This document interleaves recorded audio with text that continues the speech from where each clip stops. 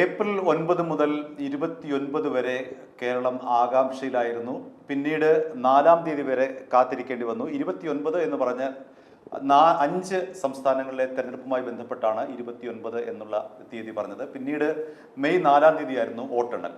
വോട്ടെണ്ണലിനെ സംബന്ധിച്ചും നമുക്കറിയാവുന്നതാണ്, ഇത്രയും നാൾ നീണ്ടുനിന്ന, അതായത് ഏപ്രിൽ 9 മുതൽ മെയ് 4 വരെ നീണ്ടുനിന്ന ആകാംക്ഷയ്ക്ക് വിരാമമായിരിക്കുകയാണ്. UDF 102 സീറ്റോടുകൂടി കേരളം ഭരിക്കുമെന്ന് ഉറപ്പായി കഴിഞ്ഞു. സുനിൽ, പ്രധാനമായും ഇപ്പോൾ അടുത്ത ആകാംക്ഷ എന്ന് പറയുന്നത് കേരളത്തിൻ്റെ ആരായിരിക്കും കോൺഗ്രസിൽ നിന്നുള്ള മുഖ്യമന്ത്രി? ഇന്ന് 3 മണിക്ക് മല്ലികാർജുൻ ഖാർഗെയുടെ നേതൃത്വത്തിലുള്ള ഹൈക്കമാൻഡ് യോഗം ചേരുന്നുണ്ട്. കേരളത്തിലേക്ക് വരേണ്ട പ്രതിനിധികളെക്കുറിച്ചും മറ്റ് വിശദാംശങ്ങളുമാണ് ഇന്നത്തെ ഹൈക്കമാൻഡ് ചർച്ച ചെയ്യുക എന്നറിയുന്നു. അതിൻ്റെ വിശദാംശങ്ങൾ എന്താണ്? ഇപ്പം ഹരി പറഞ്ഞ പോലെ നമ്മളിപ്പോൾ ഈ ചർച്ച നടത്തിക്കൊണ്ടിരിക്കുന്ന സമയത്ത് മല്ലികാർജുൻ ഖാർഗെയുടെ വീട്ടിൽ നമ്മുടെ കേരളത്തിൻ്റെ മുഖ്യമന്ത്രി ആരാവണം എന്ന തരത്തിലുള്ള അതുമായിട്ട് ബന്ധപ്പെട്ട ചർച്ചകൾ പുരോഗമിച്ചുകൊണ്ടിരിക്കുകയാണ്. അതുപോലെ തന്നെ ജനങ്ങളും വളരെ ആകാംക്ഷയോടെ കാത്തിരിക്കുകയാണ്. ഈ പിണറായി വിജയൻ്റെ 10 വർഷത്തെ ദുർഭരണത്തിന് ശേഷം ആരായിരിക്കും തങ്ങളെ ഭരിക്കാൻ വരുന്നത്? ഇതുപോലെയുള്ള ഒരു കർക്കശക്കാരനായിട്ടുള്ള ഒരു ഏകാധിപതിയായ ഇത്തരത്തിലുള്ള ഒരു മനുഷ്യമുഖമില്ലാത്ത ഒരു മനുഷ്യനായിരിക്കുമോ വരുന്നത് എന്നൊക്കെയുള്ള പലതരത്തിലുള്ള ആശങ്കകളും അർത്ഥശങ്കകളും ജനങ്ങളുടെ ഇടയിലുണ്ട്. അന്നേരം ഈ ഹൈക്കമാൻഡും അതുപോലെ കോൺഗ്രസ് നേതൃത്വവും ഏറ്റവും മനസ്സിൽ വെക്കേണ്ടുന്ന ഒരു കാര്യം എന്ന് പറയുന്നത്, ആ ജനങ്ങളുടെ 10 വർഷത്തെ ആ ജനങ്ങളുടെ ഒരു കാത്തിരിപ്പിന് ശേഷം അവർ വലിയൊരു മാൻഡേറ്റ്, ഒരു വലിയ വിജയം നൽകിയിരിക്കുകയാണ്. അന്നേരം അപ്രകാരം അവർ തിരഞ്ഞെടുക്കുന്ന ഒരു മുഖ്യമന്ത്രി തികച്ചും ആ ജനങ്ങളുടെ പ്രതീക്ഷയ്ക്കൊത്ത് ഉയരുന്ന ഒരു ആളായിരിക്കണം. അന്നേരം ആ ഹൈക്കമാൻഡിനെ സംബന്ധിച്ചിടത്തോളം ഇപ്പോൾ നമ്മൾ ഈ ഹൈക്കമാൻഡ് എന്ന് കേൾക്കുമ്പോൾ ഇപ്പോഴത്തെ കാലത്ത് നമ്മൾ തമാശയോടെയാണ് ആ വാക്ക് കേൾക്കുന്നതെങ്കിലും വലിയ ഒരു ഭാരിച്ച ഒരു ഉത്തരവാദിത്തമാണ് ഹൈക്കമാൻഡിന്റെ മുന്നിൽ ഇപ്പോൾ എത്തിയിരിക്കുന്നത്. അന്നേരം ആ പദത്തെ അനർത്ഥമാക്കുന്ന വിധം ഒരു ഹൈക്കമാൻഡ് തന്നെ ആകുമോ? അതെ, അതൊരു റിയൽ ഒരു ഹൈക്കമാൻഡ് തന്നെ ആയിരിക്കുമോ എന്ന ആകാംക്ഷയിലാണ് ജനങ്ങൾ. കാരണം ഇപ്രകാരം ഒരു ജനങ്ങൾ ആഗ്രഹിക്കുന്ന ഒരു മുഖ്യമന്ത്രി, ജനങ്ങളുടെ പ്രതീക്ഷയ്ക്ക് ഒത്ത മുഖ്യമന്ത്രി. കാരണം ഇത്തവണ വോട്ട് ചെയ്തത് കോൺഗ്രസ്സുകാർ മാത്രമല്ല എന്ന് നമുക്കറിയാം. കോൺഗ്രസ്സുകാർ മാത്രം വോട്ട് ചെയ്താൽ ഇത്രയും ഭൂരിപക്ഷം കിട്ടില്ല. അസ്വസ്ഥരായിട്ടുള്ള CPM സഖാക്കളടക്കമാണ് ഇത്തവണ വോട്ട് ചെയ്തത് എന്നതിനെ സംബന്ധിച്ച് പല സൂചനകളും പുറത്തു വരുന്നുണ്ട്. അപ്പോൾ അവരുടെ എല്ലാം തന്നെ ഒരു പ്രതീക്ഷയെ തൃപ്തിപ്പെടുത്തുന്ന തരത്തിലുള്ള ഒരു തീരുമാനം ഇക്കാര്യത്തിൽ ഹൈക്കമാൻഡ് എടുക്കും എന്ന് തന്നെയാണ് നമുക്ക് പ്രതീക്ഷിക്കുന്നത്, അല്ലേ സാർ? അതെ, അന്നേരം ഹൈക്കമാൻഡിനെ സംബന്ധിച്ചിടത്തോളം ആ തലത്തിലേക്ക് ഉയരുക എന്ന് പറയുന്നത് ഇപ്പോൾ അതെ ഒരു 3 പേരുടെ ലിസ്റ്റാണ് അവരുടെ മുന്നിലുള്ളത്. K C Venugopal, VD. Satheesan, Ramesh Chennithala. അന്നേരം ഇവരെ സംബന്ധിച്ചിടത്തോളം ഇതിൽ നിന്ന് ആരെ തിരഞ്ഞെടുക്കും? അതായത് ഓരോരുത്തരും ഓരോ തരം ക്ലെയിമുമായിട്ട് മുന്നിൽ നിൽക്കുമ്പോൾ ഹൈക്കമാൻഡിനെ സംബന്ധിച്ചിടത്തോളം ഈ സംസ്ഥാനത്തിൻ്റെ മൊത്തത്തിൻ്റെയും നന്മയെ പ്രതി UDF സംവിധാനത്തിൻ്റെ ആ മുന്നണി സംവിധാനത്തെ ഒരുമിപ്പിച്ച് നയിച്ച് കൊണ്ടുപോകാൻ പ്രാപ്തിയുള്ള ഒരാളായിരിക്കണം. അതുപോലെ തന്നെ ഇവർ തമ്മിലുള്ള പലതരത്തിലുള്ള ആശയ വിയോജിപ്പുകളുണ്ടാവാം, വാഗ്വാദങ്ങളുണ്ടാവാം, എതിർപ്പുകളുണ്ടാവാം. അതിനെയെല്ലാം കേട്ട് സമചിത്തതയോടെ എടുത്തു ചാടി ക്ഷോഭിച്ച് ഇട്ടെറിഞ്ഞിട്ട് പോകുന്ന തരത്തിലുള്ള ഒരാളാവരുത്. അന്നേരം അങ്ങനെയുള്ള പല ഫാക്ടേഴ്സും കൺസിഡർ ചെയ്തുകൊണ്ട് ആ ഹൈക്കമാൻഡ് ഒരു ശരിയായ ഒരു നല്ല ഒരു കാൻഡിഡേറ്റിനെ ഇതിൽ നിന്നും തിരഞ്ഞെടുക്കുക എന്നത് അവരുടെ മുന്നിലുള്ള വലിയ വെല്ലുവിളിയാണ്. അവിടെ മറ്റൊരു കാര്യം, ഏറ്റവും പ്രധാനപ്പെട്ട കോൺഗ്രസ് ആണ്. നമുക്കറിയാം, കോൺഗ്രസ് ഭരിച്ച കാലത്തൊക്കെ കോൺഗ്രസിന് തന്നെ അവർ തന്നെ കുഴിതുകൊണ്ടുന്നായിരുന്നു ഈ ഗ്രൂപ്പിസം. അതെ അല്ലേ? കെ കരുണാകരൻ്റെ കാലത്തെ ഗ്രൂപ്പിസം നമുക്കറിയാം, ആന്റണിയുടെ കാലത്തെ ഗ്രൂപ്പിസം നമുക്കറിയാം. അതുപോലെ ഒരു ഇപ്പോൾ ഗ്രൂപ്പുകളൊന്നുമില്ല, ശാന്തമാണ്. പക്ഷേ സുനിൽ പറഞ്ഞനുസരിച്ചാണെങ്കിൽ ഈ 3 പേരെ കേന്ദ്രീകരിച്ചുകൊണ്ട് ഗ്രൂപ്പ് വീണ്ടും ഉയർന്നു വരാൻ സാധ്യതയുള്ളൂ. പഴയ AI ഗ്രൂപ്പ് ആ സമവാക്യമല്ല, പുതിയൊരു സമവാക്യം രൂപപ്പെടാനുള്ള സാധ്യത അതുകൂടി ഹൈക്കമാൻഡ് ഒരു പക്ഷേ മുന്നിൽ കാണുന്നുണ്ട്. നമുക്ക് ഇപ്പോഴുള്ളൊരു വെല്ലുവിളി എന്ന് പറയുന്നത് ആ ഒരു ഗ്രൂപ്പിസം അല്ല. അതായത് യഥാർത്ഥത്തിൽ ഇന്ന് കേരളത്തിൽ നേരിടുന്ന ഒരു പ്രശ്നം എന്ന് പറയുന്നത് ഈ 3 നേതാക്കന്മാരുടെയും കേരളത്തിലുള്ള നമ്മുടെ ഈ 3 നേതാക്കന്മാരുടെയും കയ്യിലാണ് കോൺഗ്രസ് നേതാക്കന്മാരുടെയിൽ ഏറ്റവും കൂടുതൽ ഫണ്ട് ഉള്ളത്. ഒന്ന് വി.ഡി. സതീശൻ്റെ കയ്യിലാണെങ്കിലും ശരി, രമേശ് ചെന്നിത്തലയുടെ ആണെങ്കിലും ശരി, കെ.സിയുടെ ആണെങ്കിലും ശരി. അന്നേരം ഇവരെ സംബന്ധിച്ചിടത്തോളം ഇന്ന് ആ ഒരു ഗ്രൂപ്പുകളിലേക്കുപരി ഇന്ന് കാലം മാറി. അന്നേരം ആ കാലം മാറിയതനുസരിച്ച് അതിനനുസരിച്ചുള്ള തരത്തിലുള്ള ക്യാമ്പയിനുകൾ, PR ക്യാമ്പയിനുകളിലും മറ്റു തരത്തിലുള്ള ഇൻഫ്ലുവൻസിങ് മെത്തേഡുകളിലേക്കും ഇവർ മാറി ഓരോരുത്തരുടെയും വ്യക്തിഗതമായ സ്പേസ് വിട്ട് വർദ്ധിപ്പിക്കുന്ന തരത്തിലുള്ള പ്രവർത്തനങ്ങളാണ്. രാഷ്ട്രീയ കളിക്ക് ഉപരിയായിട്ട് എനിക്ക് തോന്നുന്നു കുറച്ചുകൂടെ പ്രൊഫഷണൽ ആയിട്ടുള്ള ഒരു നീക്കം. അതെ അതെ, വളരെ കൃത്യമായിട്ട് പ്ലാൻഡ് ആയിട്ടുള്ള ഒരു PR വർക്ക് നടക്കുന്നുണ്ട്. അതെ, ഈ ഫണ്ട് അനുസരിച്ചാണ് ഞാൻ പറഞ്ഞത്. പഴയ പോലുള്ള ഗ്രൂപ്പുകൾ ഇപ്പോൾ ഇല്ല. പറഞ്ഞതുപോലെ ഇപ്പോൾ ഗ്രൂപ്പുകളല്ല ഉള്ളത്. പക്ഷേ ആ ഗ്രൂപ്പുകൾ പഴയതുപോലെ ഉയർന്നു വരാതിരിക്കാനുള്ള ജാഗ്രത ഹൈക്കമാൻഡിന്റെ ഭാഗത്ത് നിന്ന് തീർച്ചയായിട്ടും ഉണ്ടായേ പറ്റുള്ളൂ. അല്ലെങ്കിൽ പഴയതുപോലെ തമ്മിലടിച്ച് സമയം കളയാനുള്ള ആ ജനവിധി അല്ല ഇത്. അതായത് ഇത് വളരെ ഒരു മിന്നും വിജയം ജനങ്ങൾ സമ്മാനിച്ചിരിക്കുക. അന്നേരം ഈ വിജയത്തിന്റെ ശോഭ കെടുത്തുന്ന തരത്തിലുള്ള അടിപിടികളും വാഗ്വാദങ്ങളും തെരുവിൽ അടിയും ഫ്ലക്സ് പോരും വാക്പോരും റീൽസ് പോരിലുമൊക്കെ ഒന്നും വഴി തെളിക്കാതെ ഇപ്പോൾ നമുക്ക് മനസ്സിലാക്കുവാൻ സാധിക്കുന്നത് ഇത് ഏകദേശം ഒരാഴ്ചയോളം എടുക്കും എന്നുള്ള തരത്തിലേക്കാണ്. പക്ഷേ ഈ ഒരാഴ്ചയോളം എടുക്കുന്ന നല്ലതാണ്, ആലോചിച്ച് ഉറപ്പിച്ച് തീരുമാനമെടുക്കുന്ന നല്ലതാണ്. പക്ഷേ ഇപ്രകാരം ഒരു വിജയം ഉണ്ടാകുമെന്നും ഇപ്രകാരം ഒരു വിജയം ഉണ്ടായാൽ എന്താണ് ഒരു ഗെയിം പ്ലാൻ എന്നും ഒക്കെ ഇവർക്കൊരു പ്ലാൻ കാണും. പക്ഷേ ഇതിനെ വീണ്ടും ഒരാഴ്ചയോളം ഇട്ട് ഇടയ്ക്കാതെ ഇത് മറ്റുള്ളവർക്ക് കയറി കളിക്കുവാനുള്ള ഒരു സ്പേസ് കൊടുക്കാതെ തന്നെ എത്രയും വേഗം ഇപ്പോൾ ഇന്ന് നമ്മുടെ സംവിധാനങ്ങൾ എല്ലാവരും ഡൽഹിയിലേക്ക് പറക്കേണ്ട ആവശ്യമൊന്നുമില്ല. ഒരു സൂം മീറ്റിംഗ് തന്നെ മതി. അന്നേരം ഇത്രയും ടൈം കൺസ്യൂമിംഗ് ആയ ലബോറിയസ് ആയിട്ടുള്ള വലിയ മാരത്തോൺ ചർച്ചകളുടെ ഒന്നും പ്രസക്തിയില്ല. ഇന്ന് ഇവരുടെ കേന്ദ്ര നേതൃത്വം കൂടി ഒരു തീരുമാനം എടുത്ത് ഒരു നിരീക്ഷക സംഘത്തെ അവരുടെ ഒരു പ്രോട്ടോകോൾ ഉണ്ടല്ലോ. സച്ചിൻ പൈലറ്റ് നേതൃത്വത്തിലാണ്. അതെ, അത് സാധാരണഗതിയിൽ കോൺഗ്രസിനെ സംബന്ധിച്ചിടത്തോളം ഇത്തരത്തിലുള്ള മുഖ്യമന്ത്രിയെയും ആ മന്ത്രിസഭയും തിരഞ്ഞെടുക്കുവാനുള്ള ഒരു പ്രോട്ടോകോൾ ഉണ്ട്. അതനുസരിച്ച് അവർ അതിൻ്റെ മാർഗനിർദ്ദേശം നൽകി ആ ദൗത്യം വഹിക്കുന്ന അവരുടെ വിശ്വസ്തരായ ആളുകളെ ഇവിടേക്ക് അയച്ചു കഴിഞ്ഞാൽ എത്രയും വേഗം ഇവരുമായി ഒരു 1-to-1 ഇന്ററാക്ഷൻ നടത്തുന്നു. സുനിധി പറഞ്ഞപ്പം പഴയ വിശ്വനാഥിന്റെ ഒരു പ്രസ്താവന ഓർമ്മ വന്നത്. വിശ്വനാഥ് പറഞ്ഞത് ഇലക്ഷൻ ജയിച്ചു കഴിഞ്ഞാൽ 5 മിനിറ്റകം മുഖ്യമന്ത്രി സ്ഥാനാർത്ഥിയെ പ്രഖ്യാപിക്കുക. അത് വളരെ മുൻകൂട്ടി കണ്ട് എനിക്ക് തോന്നുന്നു ഇപ്പോഴത് വിശ്വനാഥിന്റെ വാക്കാണ് ഇപ്പോൾ പ്രായോഗികമാക്കേണ്ടതെന്ന് തോന്നുന്നു. ഇപ്പോൾ ഈ പറഞ്ഞ പോലെ 5 മിനിറ്റിനകം അതൊക്കെ ഇച്ചിരി അതിനകത്ത് അതെ ആലങ്കാരികമായിട്ട് പറഞ്ഞതാണെങ്കിൽ പോലും ഇതിനകത്ത് ഈ 1-to-1 ഇന്ററാക്ഷൻ ഇപ്പോൾ അവരെ സംബന്ധിച്ചിടത്തോളം അവർക്ക് ഇത്രയും സമയം പോലും കളയേണ്ട ആവശ്യമില്ലായിരുന്നു. ഇപ്രകാരം വിജയം വന്ന ആ വെരി നെക്സ്റ്റ് ഡേ തന്നെ അവർക്ക് ഇത്രയും പ്രധാനപ്പെട്ട ആളുകളെ വിളിച്ചു ചേർത്ത് അവരുമായിട്ടൊരു 1-to-1 ഇന്ററാക്ഷൻ നടത്തി അവരുടെ ഒരു ഹിതം അറിയുന്നു, അതിനെ പ്രോപ്പർലി ഡോക്യുമെൻ്റ് ചെയ്യപ്പെടുന്നു. അങ്ങനെ ആ പാർലമെൻ്ററി ഈ അതല്ലെങ്കിൽ ആ വിജയിച്ച MLA-മാരുടെ ഒരു മനസ്സ് അല്ലെങ്കിൽ അവരുടെ ഒരു അഭിപ്രായം എന്താണെന്നുള്ളത് അവർ ഇമ്മീഡിയറ്റ്ലി തന്നെ അവരുടെ ഹൈക്കമാൻഡിനെ അറിയിക്കുന്നു.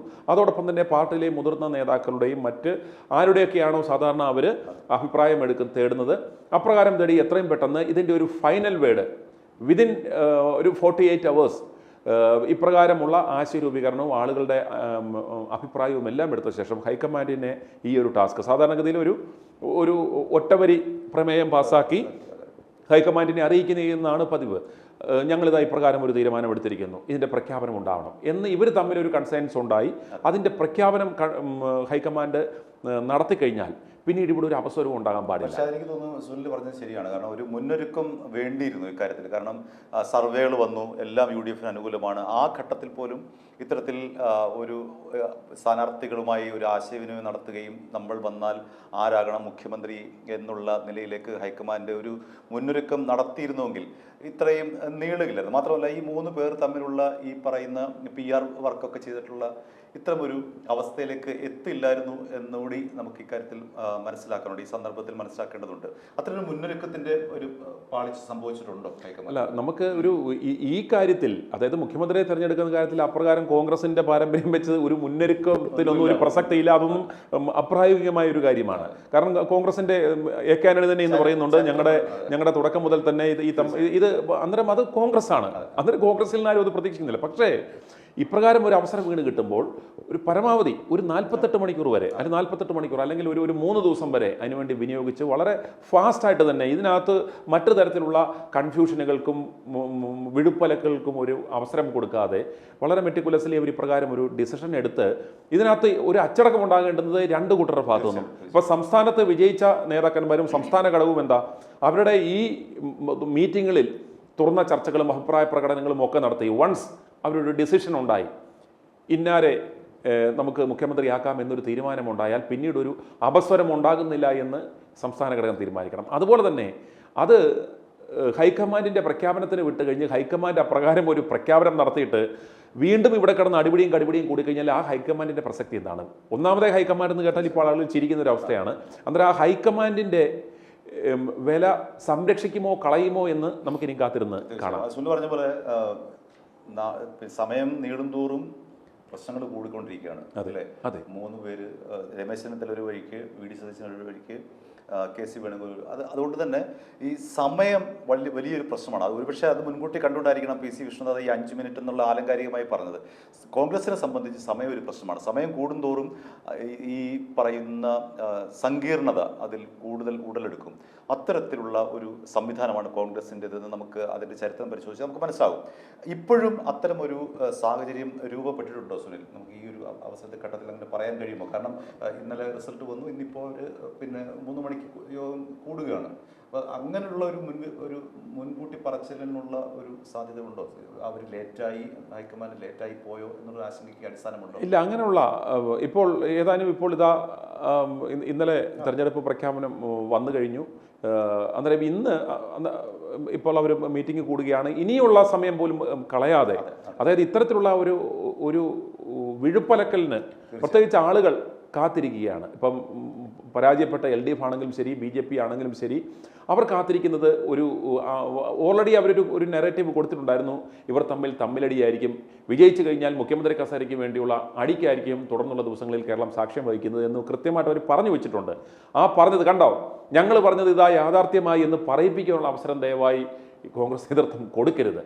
അതിന് വകവെക്കാതെ ഇപ്പോൾ ഇത്രയും മികച്ച ഒരു വിജയം കൈക്കിട്ടിയിരിക്കുകയാണ്. ആരുടെയും കൂഞ്ഞാതെ, ആരുടെ മുന്നിലും കുലുങ്ങാതെ സധൈര്യം മുന്നോട്ട് പോകുവാനുള്ള തമ്പിങ് മജോറിറ്റി ഉള്ള സ്ഥിതിക്ക് ഈ ഒരു കാര്യത്തിൽ ഇപ്പോൾ ഇതിനകത്ത് തന്നെ പല ആളുകളെ സംബന്ധിച്ചിടത്തോളം അവർക്ക് ഇനിയും അവസരം, നല്ല ഭരണം കാഴ്ചവെച്ചാൽ തുടർഭരണത്തിലുള്ള അവസരമുണ്ട്. അപ്രകാരം വന്നു കഴിഞ്ഞാൽ വീണ്ടും ഇവർക്ക് മുഖ്യമന്ത്രി സ്ഥാനത്തിനോ അതുപോലുള്ള പദവികൾക്കോ അവസരമുണ്ടെന്ന് മനസ്സിലാക്കി for the sake of the organisation and for the sake of the entire state അവരൊരു ആത്മസംയമനം പാലിച്ച് ആ സംസ്ഥാനത്തിൻ്റെയും ആ പാർട്ടിയുടെയും ഒരു ബെറ്റർമെൻറ്റിന് വേണ്ടി അവർ എടുക്കുന്ന തീരുമാനം എന്താണോ ആ ഭൂരിപക്ഷ അഭിപ്രായത്തോട് യോജിച്ച് നിന്ന് അതിനെ അംഗീകരിച്ച് മുന്നോട്ട് പോകുന്ന ഒരു സാഹചര്യം ഉണ്ടായിക്കഴിഞ്ഞാൽ വരും ദിവസങ്ങളിൽ നമുക്ക് വളരെ സമാധാനപൂർവ്വമായ ഒരു സ്വേറിംഗ് സെറമണി, ഒരു സ്ഥാനാരോഹണ ചടങ്ങൊക്കെ വളരെ സന്തോഷത്തോടു കൂടി എല്ലാവരും എന്താ പറഞ്ഞാൽ അത്രയും ഒരു മാറ്റത്തിന് വേണ്ടി കാത്തിരിക്കുക, അതിനെ സന്തോഷകരമാക്കാൻ സാധിക്കും. അതെ, അതിനൊപ്പം സുനിൽ കൂട്ടിച്ചേർക്കേണ്ടത് BJPയുടെ പ്രഖ്യാപിത അജണ്ടയാണ് കോൺഗ്രസ് മുക്ത ഭാരതം. അതിനെ അതിജീവിച്ചുകൊണ്ടാണ് കേരളമടക്കമുള്ള സംസ്ഥാനങ്ങളിൽ കോൺഗ്രസ് അധികാരത്തിൽ വരുന്നത്. അതുകൊണ്ട് തന്നെ ഇനി പഴയതുപോലെ അലസമായി കാര്യങ്ങൾ പൊയ്ക്കളയാം, എല്ലാം പഴയതുപോലെ തന്നെ വിട്ടുകൊടുക്കാം എന്ന ഒരു രീതിയാണ് എങ്കിൽ തീർച്ചയായിട്ടും BJPയുടെ ആ അജണ്ടയിലേക്ക് തന്നെയായിരിക്കും കോൺഗ്രസ് ചെന്ന് തലവെച്ച് കൊടുക്കുക. അതുകൊണ്ട് തന്നെ കുറച്ചുകൂടി സൂക്ഷ്മതയോട്, കുറച്ചുകൂടിയല്ല കൂടുതൽ ജാഗ്രതയോടുകൂടി ഇടപെട്ടെങ്കിൽ മാത്രമേ ഈ പറയുന്ന BJPയുടെ കോൺഗ്രസ് മുക്ത ഭാരതത്തിൽ എന്നുള്ള ആ ഒരു മുദ്രാവാക്യത്തെ ഖണ്ഡിക്കാൻ കോൺഗ്രസിന് കഴിയുകയുള്ളൂ. അതുകൊണ്ട് തന്നെ കേരളത്തിലടക്കം ഈ പറയുന്ന സുനിൽ നേരത്തെ പറഞ്ഞതുപോലെ തന്നെ കൃത്യമായ ജനങ്ങൾക്ക്, തെരഞ്ഞെടുത്ത ജനങ്ങൾക്ക് തൃപ്തികരമാകുന്ന വിധത്തിലുള്ള ഒരു തീരുമാനം ഹൈക്കമാൻഡിൻ്റെ ഭാഗത്ത് നിന്ന് തീർച്ചയായിട്ടും ഉണ്ടായേ പറ്റുകയുള്ളൂ. തമ്മിലടിക്കാൻ അവസരം ഒരുക്കാതെ, കോൺഗ്രസിനകത്ത് ഉൾപ്പോരുകളെ ഉണ്ടാകാൻ അതിനെ പ്രോത്സാഹിപ്പിക്കാതെ കൃത്യമായ ഹൈക്കമാൻഡ് എന്ന് പറയുന്നത് ആ അർത്ഥത്തിൽ തന്നെ സുനിൽ തുടക്കത്തിൽ തന്നെ ചർച്ചയുടെ തുടക്കത്തിൽ പറഞ്ഞതുപോലെ തന്നെ ഹൈക്കമാൻഡ് എന്ന് പറയുന്നത് ഒരു പവർഫുൾ ആയിട്ടുള്ള ഒരു ബോഡിയാണ്, ഒരു നേതൃത്വമാണ്, ഒരു കേന്ദ്രീകൃത നേതൃത്വമാണ്. അതിൻ്റെ അധികാരം അത് കൃത്യമായി വിനിയോഗിക്കുക എന്നുള്ളതാണ് ഈ അവസരത്തിൽ വേണ്ടത്. അതുപോലെ ഹാരി പറഞ്ഞതിനോട് ഒരു കാര്യം കൂടി ഞാൻ കൂട്ടിച്ചേർക്കാൻ ആഗ്രഹിക്കുകയാണ്. അതായത് BJPക്ക് കേരളത്തിൽ അവസരം നൽകിയത് അവർക്ക് കൊടുക്കാൻ പാടില്ലെന്ന് നമ്മൾ പറയുന്നില്ല. നമ്മളതിനെ സൂക്ഷ്മമായി പരിശോധിച്ച് കഴിഞ്ഞാൽ BJPക്ക് ഇവിടെ 3 സീറ്റുകൾ കിട്ടുവാനുള്ള അവസരം ഉണ്ടാക്കി കൊടുത്തത് ഈ കോൺഗ്രസ് നേതൃത്വത്തിൻ്റെ ചില കണക്കുകൂട്ടൽ പാളിയതുകൊണ്ടാണ്. അവരുടെ അന്നേരം ആ ഒരു ടാക്ടിക്സ് അവർക്ക് ഉണ്ടാവണം. പ്രത്യേകിച്ച് കഴക്കൂട്ടത്ത് അവരിട്ട ആ കാൻഡിഡേറ്റ്, കഴക്കൂട്ടത്തെ ആ സ്ഥാനാർത്ഥിക്ക് പകരം കുറച്ചുകൂടെ മികച്ച ഒരു സ്ഥാനാർത്ഥി ശരത്ചന്ദ്ര പ്രസാദ് എന്നൊരു കാൻഡിഡേറ്റ് ആയിരുന്നു അവിടെ ഇട്ട് കൊടുത്തിരുന്നത്. അന്നേരം മറ്റേ സൈഡിൽ കടകംപള്ളി സുരേന്ദ്രൻ, അതുപോലെ V മുരളീധരൻ. അന്നേരം അതുപോലുള്ള ഒന്ന് മണ്ഡലത്തിൽ തിളങ്ങി നിൽക്കുന്ന കടകംപള്ളി, അതുപോലെ തന്നെ അവിടെ ക്യാമ്പ് ചെയ്ത് അതുപോലെ BJPയുടെ അവിടെ വളരെ ശക്തമായ അടിത്തട്ടിൽ വളരെ മെറ്റിക്കുലസ്ലി അവർ നന്നായിട്ട് വർക്ക് ചെയ്ത് വരുന്ന ഒരു സ്ഥലത്ത് വളരെ മോശം ഒരു കാൻഡിഡേറ്റിനെ ശരത്ചന്ദ്ര പ്രസാദ് എന്ന് പറഞ്ഞാൽ ഒരു കാലഹരണപ്പെട്ട ഔട്ട്ഡേറ്റഡ് ആയിട്ടുള്ള ഒരു കാൻഡിഡേറ്റ് ആയിരുന്നു. അന്നേരം ഈ ശരത്ചന്ദ്ര പ്രസാദിന് പകരം ഒരു യുവനേതാക്കന്മാർ ഏതെങ്കിലും ഇത്തിരിയും കൂടെ ബെറ്റർ ആയിട്ടുള്ള ഒരു നേതാവിനെ അവിടെ ഇട്ടിരുന്നുവെങ്കിൽ യാതൊരു കാരണവശാലും ഈ തരംഗത്തിൽ അവിടെ കഴക്കൂട്ടം മണ്ഡലം അവർക്ക് പോകത്തില്ലായിരുന്നു. കഴക്കൂട്ടം അവരുടെ കയ്യിൽ ലഭിക്കുന്നതോടെ ഇനിയും വരാൻ പോകുന്ന മാറ്റങ്ങൾ സമീപ പ്രദേശങ്ങളിലേക്കും BJP എത്രയും വേഗം പെനിട്രേറ്റ് ചെയ്യുമെന്ന കാര്യത്തിൽ യാതൊരു സംശയവും വേണ്ട. അവിടെ കോൺഗ്രസിന്റെ ഭാഗത്തു നിന്നും വളരെയേറെ ജാഗ്രത കുറവുണ്ടായി സ്ഥാനാർത്ഥി നിർണയത്തിൽ. അതുപോലെ തന്നെ അവർക്ക് രണ്ടാമത് സീറ്റ് കിട്ടിയ കൊല്ലത്തെ ചാത്തന്നൂരിലും കുറച്ചുകൂടെ ബെറ്റർ ആയിരുന്ന ഒരു കാൻഡിഡേറ്റ് ആയിരുന്നു എങ്കിൽ ഈ ഒരു വിജയം അവർക്ക് ലഭിക്കില്ലായിരുന്നു. അതുപോലെ തന്നെ നിയമത്തിൻ്റെ കാര്യം എടുത്താൽ പോലും രാജീവ് ചന്ദ്രശേഖർ അവർക്ക് ആദ്യമേ അക്കൗണ്ട് തുറന്ന മണ്ഡലമാണ്, വളരെ കൺസിസ്റ്റൻസ് ആയിട്ടുള്ള ഒരു ഗ്രോത്ത് ഉണ്ട് എന്ന് പറഞ്ഞാൽ പോലും ആ സാഹചര്യം മുന്നിൽ കണ്ടുകൊണ്ട് അവർ ചെയ്യേണ്ടിരുന്നത് ശശി തരൂരിനെ പോലെയുള്ള ഇതൊരു യുദ്ധമാണ്. കാരണം എങ്ങനെയും 10 വർഷം യുദ്ധത്തിന്റെ നീതി എന്ന് പറഞ്ഞാൽ ജയിക്കുക, അത് മാത്രമേ ഉള്ളൂ. അതെ, അന്നേരം ആ ഒരു സാഹചര്യത്തിൽ ശശി തരൂരിനെ പോലെയുള്ള ഇവർ പറയുവാണ് MP-മാർ യാതൊരു ഇങ്ങനെ ചില ഹാർഡ് ആൻഡ് ഫാസ്റ്റ് നിയമങ്ങളൊന്നും രാഷ്ട്രത്തിൽ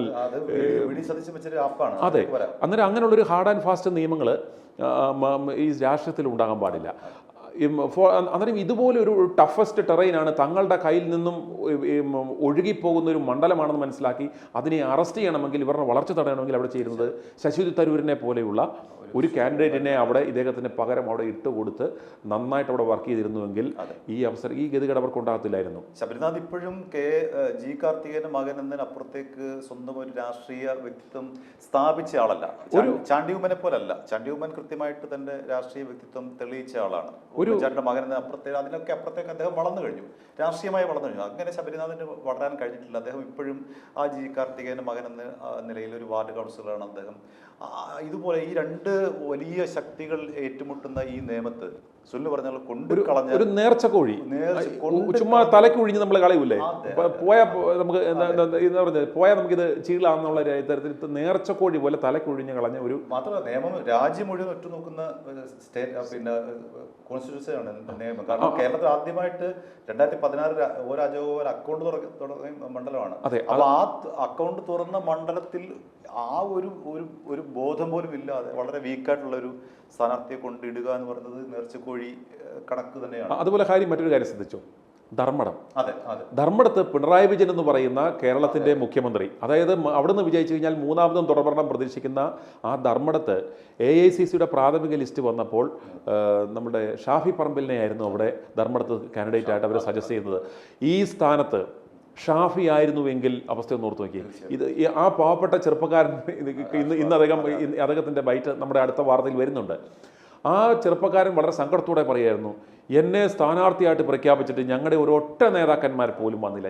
ഞാൻ ഷാഫിയോടക്കം VD സതീശനോടക്കം പല നേതാക്കന്മാരോടും പറഞ്ഞു ഒരു ദിവസമെങ്കിലും എനിക്ക് വേണ്ടി ഒന്ന് പോവാം, ആരും വന്നില്ല, എന്നെ സൈഡ് ലൈൻ ചെയ്തിട്ടു. ഞാൻ 7-8 റൗണ്ട് വരെ ഞാൻ മുന്നിൽ നിന്നു, എനിക്കൊരു ചെറിയ സഹായം തന്നിരുന്നുവെങ്കിൽ ഞാൻ വിജയിച്ചേനെന്ന് പറയുന്നു. ഈ കോൺഗ്രസിന് ഒരു അലസതയാണ് ആ കാര്യം. ഇപ്പോൾ ഈ പറഞ്ഞ പോലെ നിയമത്താരും നിന്നാലും തോറ്റുപോകും, പിണറായി വിജയനെതിരായിട്ട് ആരും നിന്നാലും തോറ്റുപോകും.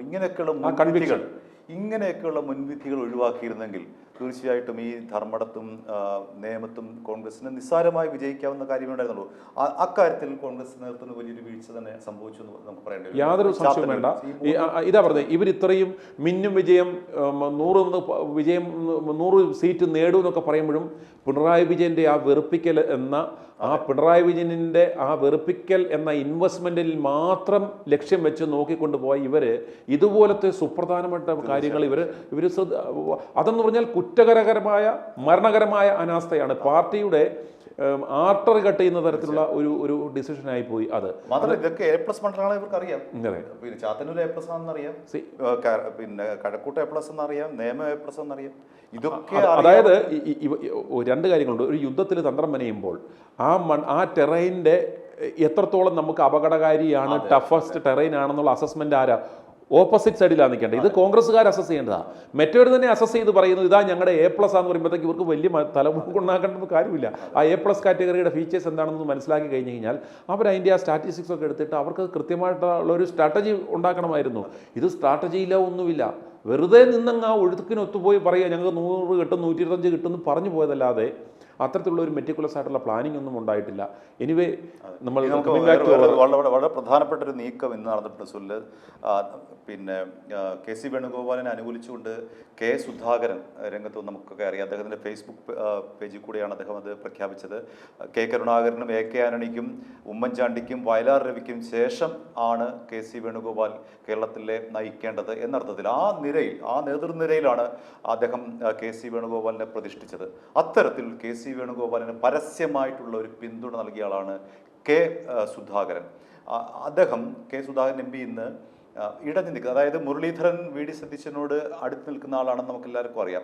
ആ മുരളീധരനുമായി ഒരു കൂടിക്കാഴ്ച നടത്തി. എന്തായിരിക്കും സുനിൽ ആ കൂടിക്കാഴ്ചയുടെ ഒരു ഉദ്ദേശം? ഇപ്പോൾ ആ സ്വാഭാവികമായിട്ടും ഹാരി ഈ ചോദിച്ച ആ ചോദ്യത്തിന് അതിനെ ഉത്തരവുണ്ട്. കാരണം അപ്രകാരം കെ സുധാകരൻ്റെ നിലപാട് എന്നത് വളരെ വ്യക്തമാണ്. നമുക്കെല്ലാവരും അദ്ദേഹം കെ സിയോടൊപ്പം നിൽക്കും. അതെന്തുകൊണ്ടാണ് എന്നുള്ള ചരിത്രമൊന്നും നമുക്കെല്ലാവർക്കും അറിയാം. മുരളീധരനെ പ്രത്യേകിച്ച് കാണുന്നതിൻ്റെ ഒരു ഉദ്ദേശം എന്ന് പറയുന്നത് എനിക്ക് തോന്നുന്നു ചിലപ്പോൾ അദ്ദേഹം ഒരു മുൻ KPCC പ്രസിഡന്റാണ്. അന്നേരം ഒരു സഹോദര സ്നേഹത്തോടു കൂടി പോസ്റ്റിൽ ഇരുന്നവരാ. അന്നേരം കെ സുധാകരനെ സംബന്ധിച്ചിടത്തോളം കെ സുധാകരൻ ആ ഒരു സഹോദര സ്നേഹത്തോടെ ഒന്ന് ഉപദേശിക്കാൻ വേണ്ടിയായിരിക്കും. കാരണം ചില ചോദ്യങ്ങളെ അദ്ദേഹം ചോദിക്കാൻ സാധ്യതയുള്ളൂ. കാരണം ഒന്ന് മുരളീധരനെ ആലോചിക്കേണ്ടത്, മുരളീധരനെ സംബന്ധിച്ചിടത്തോളം മുരളീധരൻ്റെ പ്രൊഫൈൽ എന്താണ്, പ്രൊഫൈൽ എന്തായിരുന്നു? കെ കരുണാകരൻ്റെ മകൻ എന്നതൊക്കെ പോട്ടെ, ഒരു KPCC അധ്യക്ഷ സ്ഥാനത്തിരുന്ന, അതല്ലെങ്കിൽ അത്രത്തോളം ശരിക്കൊരു ഹെഡ്ലൈൻ ഹിറ്റർ എന്ന് നമുക്ക് വിശേഷിപ്പിക്കാവുന്ന ഒരു മുഖ്യമന്ത്രി ഈ പ്രോസ്പെക്റ്റ് വരെ ഒരു പ്രൊഫൈലുള്ള കെ മുരളീധരൻ ഇന്ന് എവിടെ നിൽക്കുന്നു? അതായത് ഇയാളെ വെറും ഒരു പെട്ടിയെടുപ്പുകാരനും വെറും ഒരു നാവാട്ടക്കാരനുമായി തരം താഴ്ത്തിയത് ആരാണ്? കെ മുരളീധരൻ ഇന്ന് കാണുന്ന, അതായത് മറ്റുള്ള എല്ലാ മണ്ഡലങ്ങളിലും പുതിയ ചെറുപ്പക്കാർ പോലും അടിച്ച് കയറിക്കൊണ്ടിരുന്ന സമയത്ത് കെ മുരളീധരൻ ചക്രശ്വാസം വലിച്ച് ഊർജ്ജശ്വാസം വലിച്ച് പോകേണ്ടുന്നതിൻ്റെ ഒരവസ്ഥ എന്നു മുതലുണ്ടായി എന്ന് കെ സുധാകരൻ ചിലപ്പോൾ ചോദിച്ചു കാണും. വി ഡി സതീശൻ്റെ കൂടെ വി ഡി സതീശന് വേണ്ടി ന്യായീകരിക്കുവാൻ ഈ കെ മുരളീധരൻ എന്ന് തൊട്ടിറങ്ങിയോ അന്ന് തൊട്ട് അയാളുടെ ഗ്രാഫ് താന്നു, അയാളുടെ വിലയിടിഞ്ഞു. അന്ന് തൊട്ട് അയാളെ ജനഹൃദയങ്ങളിൽ നിന്ന് മാറി. പ്രത്യേകിച്ച് ആ രാഹുൽ വിഷയം വന്നപ്പോഴത്തേക്കും വളരെ ബുദ്ധിപൂർവ്വം വി ഡി സതീശൻ തനിക്ക് പണി കിട്ടുമെന്ന് മനസ്സിലാക്കി ഇയാൾ പുറകോട്ട് പോയി.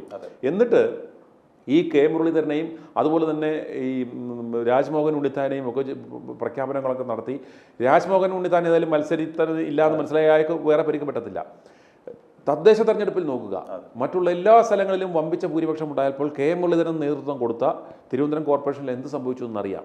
അന്നേരം ഇത് കൃത്യമായും ഇതേ എഫക്റ്റ്, ഇതേ നാശം ഇദ്ദേഹം മത്സരിക്കാൻ നിന്നാൽ ഇവിടെ ഉണ്ടാകുമെന്ന് വളരെ വ്യക്തമായിരുന്നു. പക്ഷേ അദ്ദേഹം കുറച്ചൊക്കെ ആത്മസംയമനം പാലിച്ച് പഴയ പോലെ ഈ ഉള്ള വായ്ത്താളം അദ്ദേഹം കുറച്ചതുകൊണ്ട് ആവാം ഒരുപക്ഷെ കഷ്ടിച്ചെങ്കിലും ഈ പിണറായി വിരുദ്ധ തരംഗം ഇത്രത്തോളം നിൽക്കുന്നതിൻ്റെ പശ്ചാത്തലത്തിൽ ഇയാൾ ജയിച്ചത്. അന്നേരം അതുകൊണ്ട് കെ സുധാകരൻ ഒരുപക്ഷെ മുരളീധരനോട് പറയുന്നത് കാരണം, അനിയ നിന്റെ ജീവിതം ഇപ്പോൾ കണ്ടല്ലോ, ആരുടെയൊക്കെയോ ഭാഗ്യം കൊണ്ടും നേർച്ച കൊണ്ടും ഒക്കെ നീ രക്ഷപ്പെട്ടു.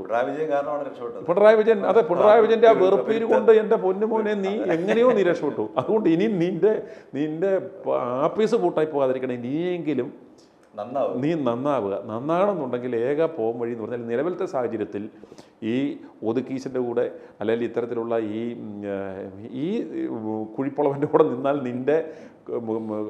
നിന്റെ ചോര ഇവൻ ഊറ്റി കുടിച്ച് നിന്നെ ചണ്ടിയാക്കി കളയും. അതുകൊണ്ട് രക്ഷപ്പെടാനുള്ള എന്തെങ്കിലും ഒരു മാർഗം പറഞ്ഞു കാണും. അതെന്നാ നമ്മൾ കേട്ടിട്ടില്ലല്ലോ, എന്തെങ്കിലും അവർ പറഞ്ഞു കാണും. തീർച്ചയായിട്ടും അത് വലിയൊരു നീക്കമാണ് കെ സുധാകരന്റെ ഭാഗത്തു നിന്നുള്ള ആദ്യത്തെ നീക്കം എന്ന് വേണമെങ്കിൽ പറയാം. തെരഞ്ഞെടുപ്പിന്റെ ഫലം വന്നതിന് ശേഷം കെ സുധാകരൻ നടത്തിയ ആദ്യ നീക്കം, അതിന് തെരഞ്ഞെടുപ്പിന് മുൻപ് നടത്തിയ നീക്കം എന്ന് പറയുന്നത് കൃത്യമായിട്ടുള്ള ആ ഒരു ഫേസ്ബുക്ക് പോസ്റ്റായിരുന്നു. ഇനിയുള്ള കേരളത്തെ നയിക്കേണ്ട ആൾ കെ സി വേണുഗോപാൽ എന്നായിരുന്നു അദ്ദേഹം തെരഞ്ഞെടുപ്പിന് മുൻപെടുത്തിട്ടുള്ള ആ സ്റ്റാൻഡ്. അതേ സ്റ്റാൻഡിൽ തന്നെ അദ്ദേഹം നിൽക്കുന്നു എന്ന് ആവർത്തിക്കുന്നുണ്ട്. അതുകൊണ്ട് തന്നെ അദ്ദേഹം തെരഞ്ഞെടുപ്പിന് ശേഷം നമ്മൾ കെ സുധാകരനെ കാണുന്നത് കെ മുരളീധരനുമായുള്ള കൂടിക്കാഴ്ച ആ വേദിയിലാണ്. ഇന്ന് തിരുവനന്തപുരത്ത് എത്തിയായിരുന്നു കെ മുരളീധരനെ കണ്ടത്. ഏതായാലും കെ സുധാകരൻ പറഞ്ഞ ആ വാക്കുകൾ നമുക്ക് കേട്ടതിന് ശേഷം മടങ്ങി വരാം. ഈ സമയത്ത് മുഖ്യമന്ത്രി